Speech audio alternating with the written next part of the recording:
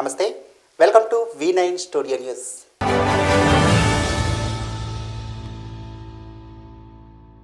అగ్రిగోల్డ్ బాధితుల కుటుంబాల్లో సీఎం జగన్ వెలుగులు నింపారని గాజువాక వైసీపీ ఇన్ఛార్జ్ తిప్పల దేవన్ రెడ్డి అన్నారు.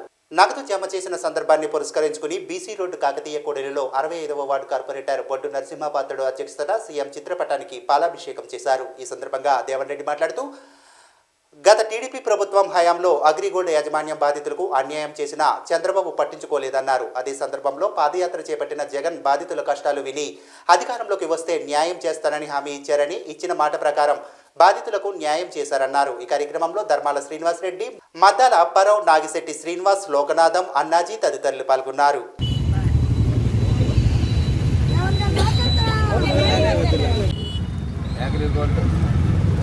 పెద్ద ఎత్తున పేద ప్రజల డబ్బులన్నీ కూడా కట్టించుకొని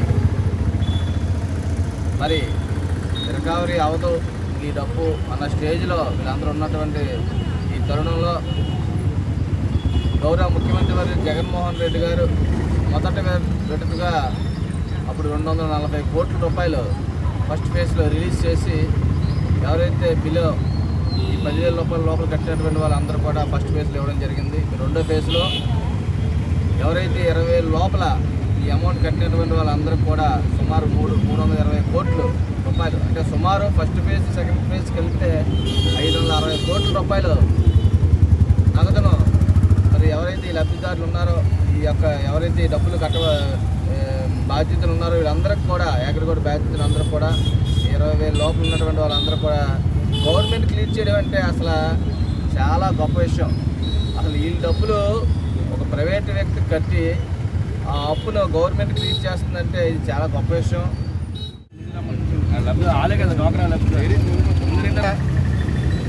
నాటి నుండి ఈ రాష్ట్రంలో పరిపాలన ఎలాగుందో మీరు అందరూ చూస్తున్నారు.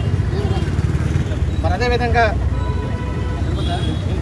ప్రభుత్వ సంక్షేమ పథకాలతో పాటు అభివృద్ధితో పాటు ఏదైతే ఈ రాష్ట్రంలో పేద ప్రజలు కష్టపడి సంపాదించుకొని ఏదో స్థలం కోసమో లేకపోతే ఆయన కుటుంబ పోషణ కోసమో ఈ అగ్రిగోల్డ్ ద్వారా డిపాజిట్లు కట్టి గత ప్రభుత్వ ముఖ్యమంత్రి ఆ అగ్రిగోల్డ్ స్థలాలన్నీ కాజేయాలనే ఉద్దేశంతో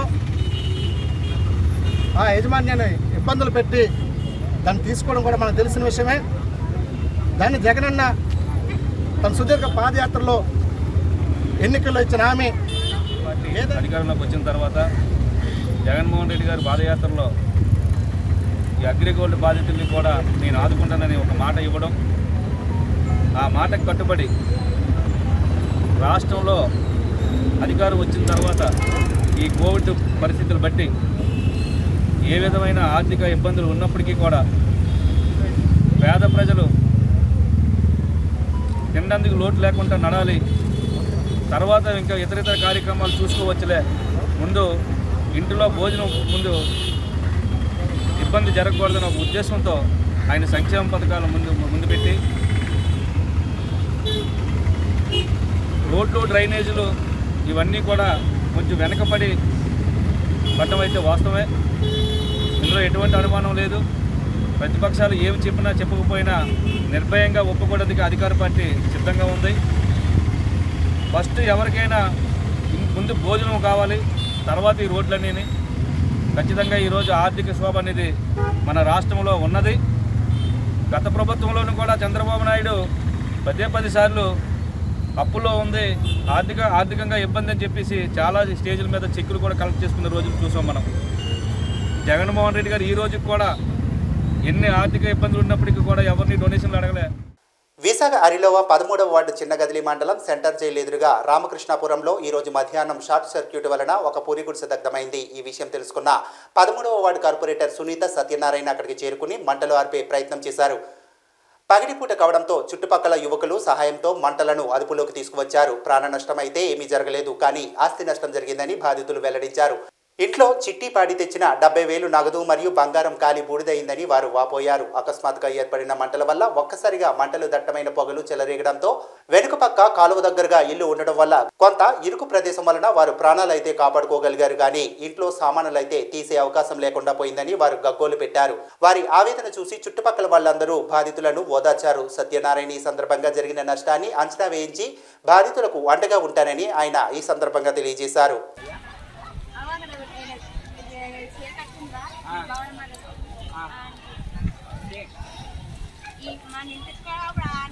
మహిళా సాధికారతతోనే సామాజిక అభివృద్ధి, మహిళా సాధికారతతోనే సమాజ అభివృద్ధి దోహదపడుతుందని AP women commissioner chairperson Vasireddy Padma అన్నారు. మేఘాలయ హోటల్లో మహిళా సాధికారత సదస్సులో ముఖ్య అతిథులుగా పాల్గొని మాట్లాడారు. సమాజంలో స్త్రీ పురుషులందరూ సమానమే అన్నారు. విద్యా ఉపాధిలో కూడా పురుషులతో సమానంగా స్త్రీలకు అవకాశాలు కల్పించాలని సూచించారు. ఆంధ్రప్రదేశ్ ముఖ్యమంత్రి జగన్మోహన్ రెడ్డి మహిళా పక్షపాతి అని పేర్కొన్నారు. మేయర్ హరివెంకట కుమారి మాట్లాడుతూ దిశ యాప్తో పాటు మహిళల అభివృద్ధికి అనేక కార్యక్రమాలు చేపడుతున్నారన్నారు. దేశంలో ఏ రాష్ట్రంలో చేపట్టని పథకాలు ఆంధ్రప్రదేశ్లో అమలు అవుతున్నాయని అన్నారు. పలు రంగాల్లో నిష్ణాతులైన మహిళలతో సమావేశం ఏర్పాటు చేయడాన్ని కొనియాడారు.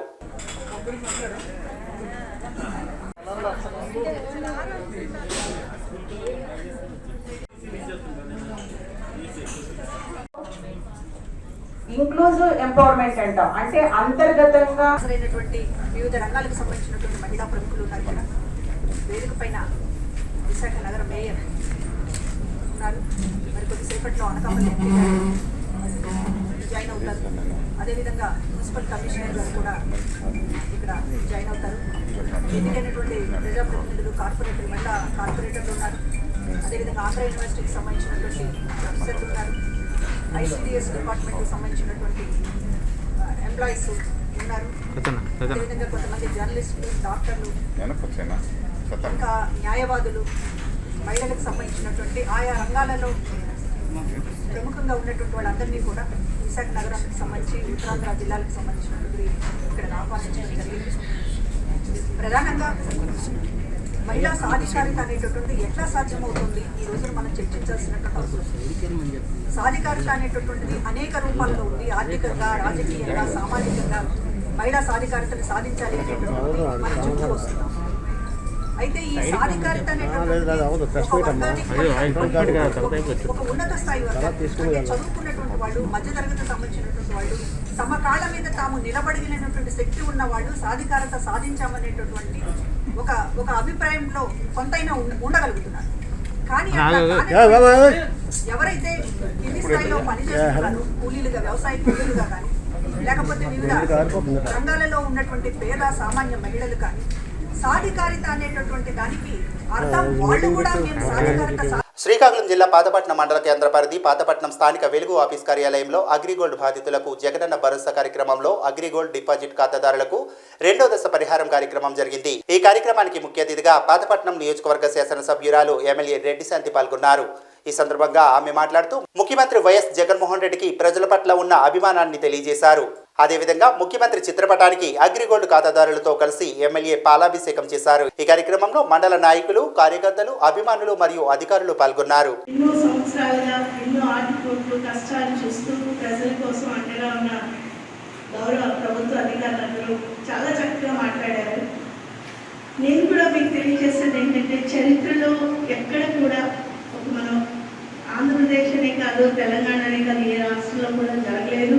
ప్రపంచంలో కూడా ఎక్కడ కూడా ప్రైవేట్ సంస్థలకు మనం డబ్బులు కడితే ఆ ప్రైవేట్ సంస్థ చేతులెత్తి వెళ్ళిపోతే మనకి ఒక అన్నదమ్ముడిగా, తండ్రిగా, కొడుకుగా నేనున్నాను.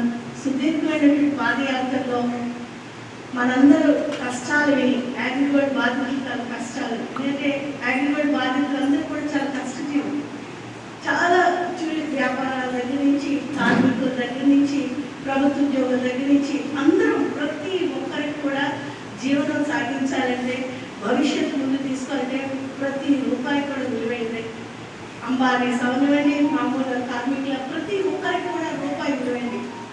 రూపాయి ఆ విలువ ఎంత అవసరం అంటే మన దైనందిక చర్యలు ప్రతి దినదినంలో అది చాలా అవసరం. అయితే అగ్రిగోల్డ్ బాధ్యతలకు వచ్చేసరికి అందరూ కష్టజీవులు.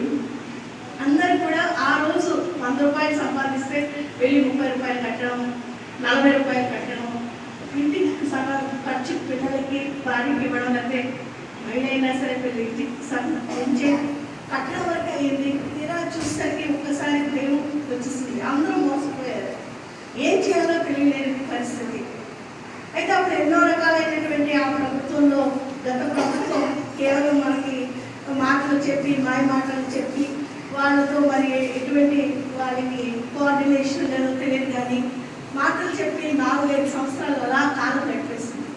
ఈ కాలం గడిపేసే టైంలో మన జగన్మోహన్ రెడ్డి గారి ప్రతిపక్ష నాయకుడిగా సుదీర్ఘమైన పాదయాత్ర చేసినప్పుడు ప్రతి ఏ ఊరు వెళ్ళినా ఏ రోడ్డు మన్యం ప్రాంత అమాయక గిరిజనులపై పెత్తనం చెలాయిస్తున్నారని అస్తమించిన బ్రిటిష్ సామ్రాజ్యాన్ని ముప్పు తిప్పలు పెట్టి 3 చెరువులు నీళ్లు తాగించిన విప్లవ వీరుడు అల్లూరు సీతారామరాజు కృష్ణదేవిపట్నం పోలీస్ స్టేషన్పై దాడి చేసి 100 ఏళ్లు పూర్తయిన సందర్భాన్ని పురస్కరించుకుని తపాలా శాఖ పోస్ట్ మాస్టర్ జనరల్ ఎం వెంకటేశ్వరుల ఆధ్వర్యంలో అల్లూరు స్మారక పార్కులో ఏర్పాటు చేసిన అల్లూరి స్మారక పోస్టల్ కవర్ ఆవిష్కరణ కృష్ణదేవిపేటలో సోమవారం అంగరంగ వైభవంగా జరిగింది. ఈ కార్యక్రమానికి ముఖ్య అతిథులుగా అనకాపల్లి పార్లమెంట్ సభ్యురాలు డాక్టర్ బి వెంకట సత్యవతి, నర్సీపట్నం శాసనసభ్యురాలు పెట్ల ఉమాశంకర్ గణేష్, జాతీయ అల్లూరి సీతారామరాజు యువజన సంఘం వ్యవస్థాపక అధ్యక్షులు పడాల వీరభద్రరావు హాజరయ్యారు. ముందుగా అల్లూరి సీతారామరాజు గంటంతర సమాధులకు పూలమాలలు వేసి ఘన నివాళులర్పించారు. అక్కడ గల అల్లూరి సీతారామరాజు చిత్రపటానికి పూలమాలలు వేసి నివాళులర్పించారు.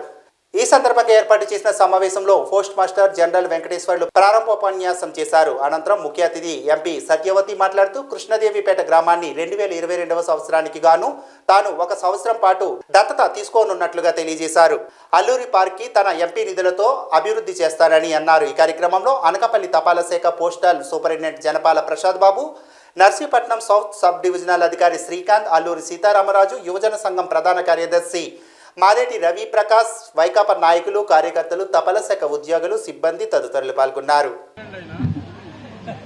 మా సోదరులు పెట్ల ఉమాశంకర్ గణేష్ గారికి శుభాభినందనలు, శుభాశీస్సులు మరి తెలియజేసుకుంటూ వేదిక మీదున్న మరి పెద్దలు వెంకటేశ్వర్లు గారు, పెద్దలు పడాల వీరభద్రరావు గారు మరి ఎప్పటి నుంచో జాతీయ స్థాయిలో మన ప్రాంతం ముఖ్యంగా అల్లూరి సీతారామరాజు గురించి మరి ఆయన చరిత్ర గురించి, ఆయన పోరాట పటిమ గురించి, ప్రాంత అభివృద్ధి గురించి జాతీయ స్థాయిలో మరి మన ప్రాంత వాణిని వినిపిస్తున్న పడాల వీరభద్రరావు గారికి, మన ఆదివాసి ఎదురుగా ఆనాడు 15 సంవత్సరాలకు వెళ్ళడం మా అన్నయ్య మరి పూరి జగన్ సింగడి గారి పూరి జగన్ గారి తాలూకా అభిమానులందరూ కూడా ఆ రోజు మన పూరి జగన్ గారి జన్మదిన సందర్భంగా మన మనీ వీరుడు అల్లూరి సీతారామరాజు గారి విగ్రహాన్ని ఆదివాసి ముందు 15 సంవత్సరాల కిందట అక్కడ ఏర్పాటు చేయడం జరిగింది. మరి కొద్ది రోజుల్లో మేము అందరూ కూడా మరొక విగ్రహాన్ని మనీ వీరుడు అల్లూరి సీతారామరాజు విగ్రహాన్ని మన నర్సీపట్నంలో మరి ఏర్పాటు చేయడానికి అందరూ కూడా ఇప్పటికే నిర్ణయం తీసుకున్నాం. మరి ఏదైనప్పుడు కూడా మరి ఎంత మంచి కార్యక్రమాన్ని మరి పోస్ట్ మాస్టర్ జనరల్ అయిన ఐబీసీ గారు వెంకటేశ్వర గారికి ఎంత మంచి కార్యక్రమం ఏర్పాటు చేసినందుకు మరి మనీ వీరుడి పేరున మరి ఈ విధంగా మరి రిలీజ్ చేసినందుకు వారికి అలాగే అధికారులందరికీ కూడా నా నమస్కారం తెలుపుకుంటూ సెలవు చేసుకుంటున్నాను. 1966 వరకు కూడా అల్లూరి సీతారామరాజుని మరి స్వతంత్ర సమరయోధులుగా గుర్తించలేదని మన పడాల వీరభద్రరావు గారు నాకు చెప్పారు. ఇది చాలా విచిత్రం అనిపిస్తుంది. 27 ఏళ్ల వయసులో, అతి చిన్న వయసులో, 27 ఏళ్ళు అంటే మీరు ఊహించుకోండి ఆయన ఎంత చిన్న యంగ్ బాయ్. ఆ వయసులో దేశం కోసం త్యాగం చేసి ప్రాణాలు అర్పించిన మరి అంత గొప్ప మహనీయుడిని స్వాతంత్ర సమరయోధుడిగా గుర్తించడానికి కూడా మనకి స్వతంత్రం వచ్చాక 20 సంవత్సరాలు పట్టింది. ఎక్కడో ఏదో లోపం ఉండి ఉంటుంది. అది ఎందుకో తెలియదు, కానీ మరి ఆయనకి చరిత్రలో సముచిత స్థానం దొరకలేదేమో అనిపిస్తుంది. స్వతంత్ర సమరయోధుల్లో స్వతంత్ర సంగ్రామానికి సంబంధించినటువంటి ఆధునిక భారత చరిత్రలో అల్లూరి సీతారామరాజు గారికి సరైన స్థానం లభించలేదేమో అనిపిస్తుంది నాకు. ఈ వార్త ఇంతటితో సమాప్తం. మరిన్ని వార్తలతో మళ్ళీ కలుద్దాం. నమస్తే.